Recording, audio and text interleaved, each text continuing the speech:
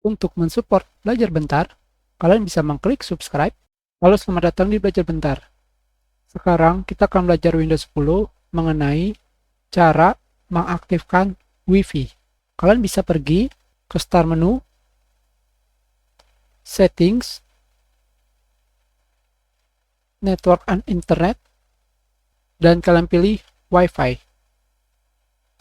Di sini, kalian bisa mengaktifkan Wi-Fi dengan menekan tombol toggle dari off ke on seperti ini, dan kalian pilih Show Available Network, perlihatkan jaringan yang tersedia. Dan kalian tinggal memilih jaringan Wi-Fi yang tersedia di sekitar kalian, dan kalian pilih Connect. Dan kalian tinggal memasukkan password Wi-Fi kalian. Hanya seperti itu saja. Untuk mematikannya, kalian tinggal memilih off. Kalian juga bisa mengaktifkan koneksi Wi-Fi secara otomatis dengan menggunakan Turn Wi-Fi Back On. Di sini kalian bisa memilih waktu untuk mengaktifkan Wi-Fi dalam 1 jam, 4 jam, atau 1 hari. Tentunya, jika manual, kalian harus menghidupkannya secara manual. Tentunya, yang paling mudah dalam mengaktifkan Wi-Fi adalah kalian pergi ke ikon internet atau network di sini,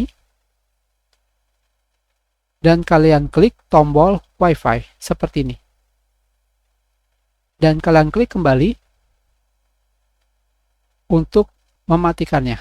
Tentunya di sini kan juga bisa memilih untuk menghidupkan koneksi Wi-Fi secara otomatis. Seperti sebelumnya, kalian bisa memilih Wi-Fi akan dihidupkan pada 1 jam, 4 jam, atau 1 hari. Tentunya, kalian bisa pergi ke halaman pengaturan Wi-Fi di koneksi Wi-Fi di sini. Kalian pilih Network and Internet Setting, dan kalian pilih Wi-Fi seperti ini. Itu adalah cara menghidupkan dan mematikan koneksi Wi-Fi. Kita sudahi pelajaran kita. Terima kasih.